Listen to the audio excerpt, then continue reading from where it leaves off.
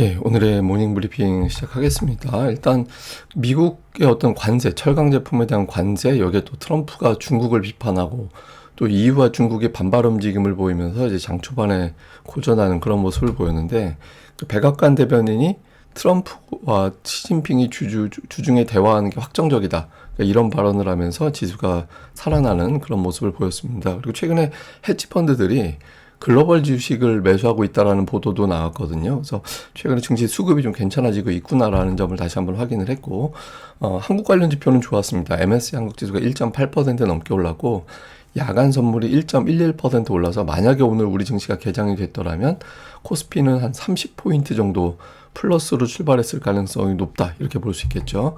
뭐 지수 보면 다우는 강보합, S&P 500, 나스닥, 그렇게 보면 나스닥이 더 많이 올랐잖아요. 그러니까 주요 기술주들이 큰 폭으로 올라갔구나라는 점을 확인해 주는 그런 대목이죠. 근데 오늘 뭐 대체로 다 좋았어요. 보면 그렇다고 급등한 것이 있는 건 아니지만 전반적으로 11개 업종 중에서 산업재를 제외한 10개가 올랐습니다. 산업재는 저 안에 뭐 건설 이런 거 들어가거든요. 건설 업종 같은 경우는 철강 제품 관세 인상을 하면 그럼 원자재 가격이 올라가게 되잖아요. 그러니까 수익성 우려 이런 것들 때문에 좀 이 업종만 하락을 했고, 대부분 업종은 소폭이긴 하지만 상승하는 이제 그런 모습을 보였습니다. 시장에 영향을 준 뉴스들을 정리를 해보면, 처음에는 이제 미국이 중국에 대한 어떤 불만을 토로를 했는데, 여기에 이제 중국도 밀리지 않았습니다. 그러니까 뭐 미국이 약속을 어겼다. 그러니까 무슨 약속을 어겼냐?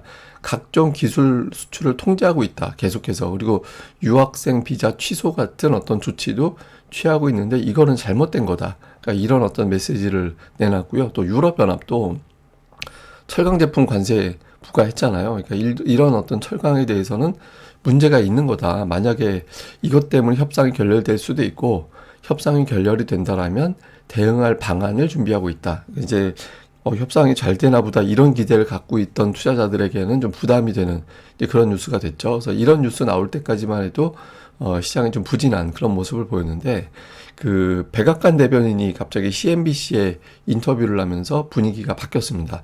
그러니까 주중에 트럼프와 시진핑이 통화하는 것은 확실하다라고 이야기할 수 있다, 이렇게 이야기를 했거든요. 근데 이게 이번 주 들어서 계속해서 베센트도 그렇고 그리어도 그렇고 통화 가능성을 계속 이야기를 하고 있거든요. 근데 이거는 물밑에서 협상이 어느 정도 됐다는 얘기예요. 그러니까 물밑에서 협상이 돼서 상당 부분 의견이 근접해 있는 거 아니냐. 그리고 이제 그런 상태에서 이제 백악관 인사들이 자꾸 이런 이야기 하는 거, 특히 뭐 베센트라든가 그리어가 중국의 약속을 어기고 있어, 이런 메시지를 내놓는 건 아마 정치적인 취지도 있는 것 같다. 그러니까 우리가 저렇게 중국이 안 지켰는데 시진핑이 통화해서 해결한 거야, 이런 식으로 모양을 만들어내기 위한 빌드업이 아닌가, 이렇게 해석이 되는 거죠. 그래서 어쨌든 양측이 통화가 확정이 됐고, 특히 이제 중국 쪽이 이런 게 있대요. 그러니까 중국 같은 경우는 백악관에 잘못 말려들면 이용당하고 모욕만 당한다. 그래서 그런 분위기가 되는 거를 원하지 않아서 시진핑이 직접 등판하지 않고 있다라고 알려져 있거든요. 근데 시진핑이 통화를 하는 거를 약속을 잡은 걸로 봤을 때는 상당 부분 조율이 된 게 아닌가, 이렇게도 해석이 되는 것 같습니다. 주식시장 전망은 좀 엇갈렸는데, 골드만삭스는 12개월 이내 6,500포인트까지 올라갈 수 있다. 최근에 금리 올라가서 걱정이라고 하지만 대기업들 상당수가 고정금리로 자금을 쓰고 있다라는 거예요. 그래서 금리가 올라가도 상관이 없다라는 겁니다. 비용 그렇게 나가지 않는다. 다 고정금리로, 이제 금리 쌀 때 고정금리로 돈을 빌려놔서 별 문제 없다, 그러니까 이런 등등을 근거로 제시를 하고요. 반면에 이제 JP모건에서는 여름 때 그러니까 물가라든가 성장주나 이런 것들에 발목이 잡힐 거고, 또 미국 주식 자체가 밸류 부담이 크다, 그래서 못 올라간다, 이렇게 이제 양측에서 주장이 좀 엇갈리는 이제 그런 분석을 제기하기도 했습니다. 근데 최근에 보면 대체로 뭐 그냥 신중해요. 뭐 신중하다라는 게 나쁘다 이런 게 아니라, 좋고 나쁘고 아니라 그냥 지켜보자라는 분위기가 조금 우세한데, 골드만삭스하고 JP모건은 오늘 두드러지게 조금 갈리는 의견이라 제가 또 설명을 했고요. 그리고 오늘 지표 중에서는 ISM 제조업 지수가 나왔는데 예상보다 부진했습니다. 근데 시장에 별 영향을 주진 않았거든요. 이건 잠시 후에 또 데이터 보면서 설명드리겠습니다. 근데 최근에 시장이 쉽게 밀리지 않는 건 헤지 펀드들이 글로벌 주식을 매수하고 있다, 이렇게 이제 골드만삭스에서 밝혔거든요. 2024년 11월 이후에 가장 빠른 속도로 빠른 속도다라는 건 뭐 많이 매수했다는 얘기죠. 그러니까 그런 어떤 매수를 했는데 뭐 북미, 유럽뿐만 아니라 그러니까 전 세계 대부분 매수를 했고 특히 기술주를 집중적으로 매수했다라는 거예요. 그러니까 최근에 보면 그렇게 생각해 보니까 외국인 투자자들이 SK하이닉스 꾸준하게 매수했었잖아요. 우리나라 같은 경우는 그것뿐만 아니라 뭐 전 세계적으로도 기술주를 계속 매수하고 있다라는 겁니다. 그리고 개별 종목뿐만 아니라 그러니까 지수에도 상승 포지션을 구축하고 있다 이런 내용들이 나왔거든요. 근데 이게 일단 5월 버전이라서 6월에도 계속 이어지는지는 우리가 알 수는 없죠. 근데 어쨌든 초반 분위기 봐서는 계속해서 매수를 하고 있구나라는 식으로 추적이 되는 그런 움직임이 오늘 미증시에서 나왔던 것 같고요. 그리고 이런 거 보면 대형 기술주들 움직임이 최근에 괜찮았던 게 그 대형 빅세븐, 그러니까 메가세븐하고 그 외 493개의 종목하고 EPS, 주당 순이익 추이를 보면 일단 2분기까지는 차이가 많이 나요. 예, 성장률 차이가. 그러니까 EPS, 주당 순이익이 메가세븐이 훨씬 더 압도적으로 빠른 그런 모습이 나오고 있는데, 그리고 1분기까지도 뭐 성적이 굉장히 차이가 났었죠. 그래서 2분기까지는 아직은 메가세븐의 실적이 훨씬 더 좋을 것 같다. 근데 이제 3분기부터 넘어가게 되면 수익성 격차가 좀 쪼그라드는 그런 움직임이 나오고 있거든요.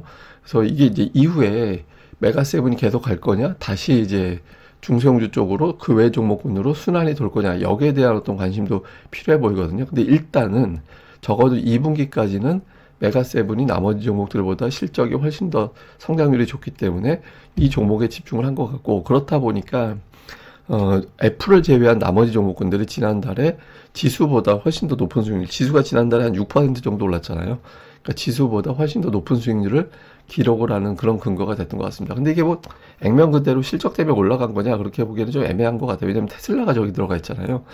예, 테슬라는 실적이 좋은 기업이 아닌데 저 자리 차지하고 있죠. 그러니까 그냥 메가세븐 자체에 돈이 좀 들어온 것 같다. 그래서 일부 해외 분석가, 그러니까 니콜라스 콜라스인가 뭐 이 사람은 메가세븐의 주가가 강했다라는 거는 미국으로 자금이 다시 컴백했다라는 그런 의미가 된다. 그래서 한동안 미국 주식 못 사겠다 이런 분위기가 만들어졌다가 지금 분위기가 좀 바뀐 것 같다. 그러니까 이런 식으로 해석을 하기도 했습니다. 근데 어쨌든 빅세븐이 올라가니까 시장이 쉽게 안 밀리는 그런 결과가 나오게 되는 거죠. 그리고 또 하나의 근거는 그 빅테크 기업들의 자본 지출, 그러니까 AI에 대한 어떤 지출을 비교를 해보면 2017년부터 2021년, 다음에 2022년부터 2026년하고 비교를 해보면 엄청나게 불어나 있잖아요. 그러니까 누적으로 한 1조 달러 이상 자본 투입이 진행이 되는 거거든요. 그래서 이렇게 뭐 자본 투자가 계속 진행이 되면 근본적으로 돈이 많이 투자가 되면 경기가 쉽게 나빠지지 않거든요. 그리고 AI에 대한 투자가 계속 된다라는 건 그만큼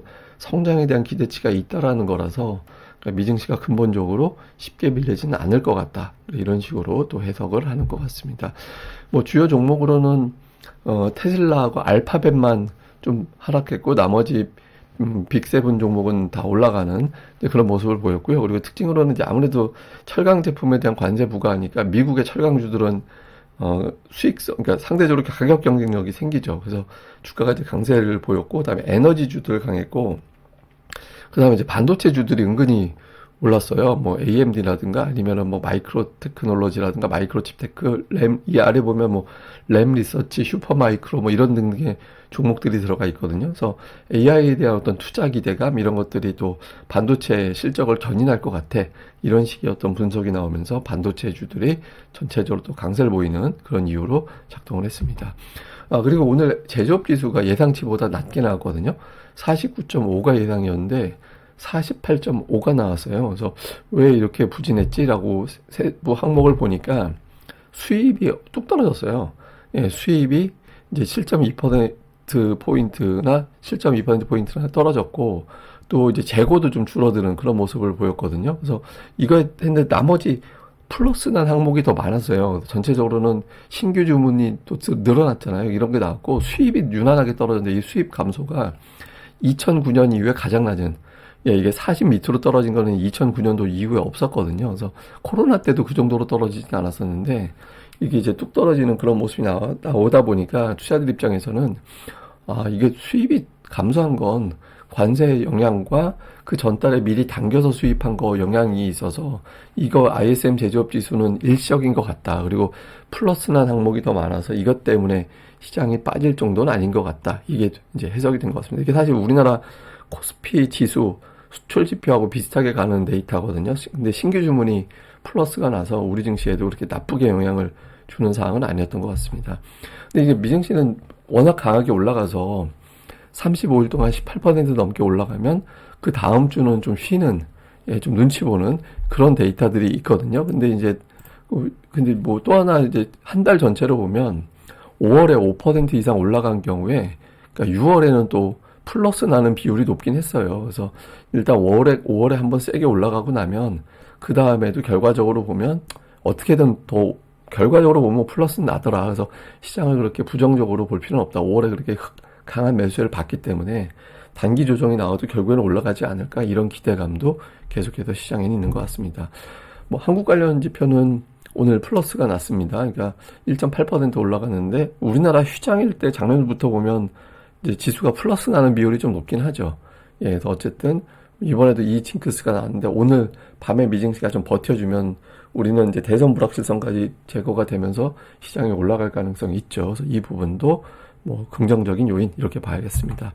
자, 정리를 해보면 미중 간 정상 간의 대화가 진행이 될 거고, 아마 히토리 문제를 비롯해서 이게 실제로 해소가 되느냐, 이게 되게 관건인 것 같거든요. 미국은 지금 히토리 때문에 되게 아쉬워하는 것 같아요. 그래서 중국은 그 AI를 비롯한 어떤 그런 걸 산업을 키우기 위해서는 그래도 미국 좋은 원자재가 필요한 거잖아요. 좋은 제품 만들기 위해서는. 근데 그게 이제 공급이 안 되니까 좀 양쪽에서 어려움이 있죠. 근데 이게 실질적으로 해소가 되는지가 되게 중요할 것 같고, 오늘 아시아 증시에서 주요 수출주들, 뭐 자동차라든가 아니면은 뭐 IT라든가 이런 어떤 수출주들의 움직임이 실질적으로 플러스가 나느냐. 그 다음에 우리 증시는 이제 대선 결과가 확정된 이후 경기 기대감이 작동하는지 여부가 되게 중요한데, 이게 이제 해외 쪽 언론에서 계속 보도가 오늘 장중에 나올 것 같거든요. 그래서 이런 내용들을 좀 설명을 드릴 거고, 근데 주목해 볼 만한 건 트럼프가 뭔가 위협을 하는데 그러니까 반응하는 기간이 계속 줄어들어요. 뭐 이전에 보면 뭐 트럼프의 발언 나올 때마다 시장이 깜짝깜짝 놀래고 그러고 그게 며칠 갔었는데 지금은 이틀 이상 가는 케이스들이 별로 없거든요. 그래서 트럼프가 말해놓고 쉽게 물러나는구나, 이걸 이제 봐서 이 악재를 이용하는 저점 매수가 이전보다 좀 활발해진 거 아닌가, 이런 식으로도 보여지는 것 같습니다. 근데 이러다가 또 시장에서는 그래도 또 발언할 때마다 반응은 나와서 또 안심하기는 쉽진 않죠. 자, 이건 뭐냐면 미증시의 5월 업종별 상승률이에요. 근데 보면 IT, 통신, 뭐 이런 등등의 어떤 그 업종이 강세를 보였잖아요. 근데 이게 보면 대체로 뭐 엔비디아가 포함되어 있고 미국의 빅테크주들이 포함되어 있는 업종이 강세를 보였다, 이렇게 볼 수 있거든요. 헬스케어 빼놓고는 이제 대부분 강세를 보여서 자금이 실제로, 그러니까 메가세븐을 비롯한 저런 업종 쪽으로 자금이 많이 투입이 됐던 것 같아요. 그래서 만약에 이번 달에도 메가세븐의 움직임이 좀 비슷하게 나간다면 그 업종하고 연결고리가 있는 국내 증시 관련된 업종이 반응할 가능성이 높거든요. 뒤늦게라도. 그래서 그러니까 이런 구도가 어떻게 되는지, 이게 항상 중요한 건 업종 구도예요. 그래서 이번 달에 업종 구도가 어떻게 돌아가는지 미증시를 통해서도 계속 힌트를 찾아보는 게 필요할 것 같습니다. 그럼 오늘 하루도 잘 보내시고요. 오늘 오후 방송은 평소보다 조금 늦게 올려질 가능성이 있습니다. 그래서 평소 제가 한 4시 전에도 올리잖아요. 그거보다 약간 늦어질 가능성이 있으니까 뭐 그러려니 하고 기다려주시면 될 것 같습니다. 그래서 구독하기, 좋아요, 알림 설정까지 꼭 좀 부탁드립니다. 감사합니다.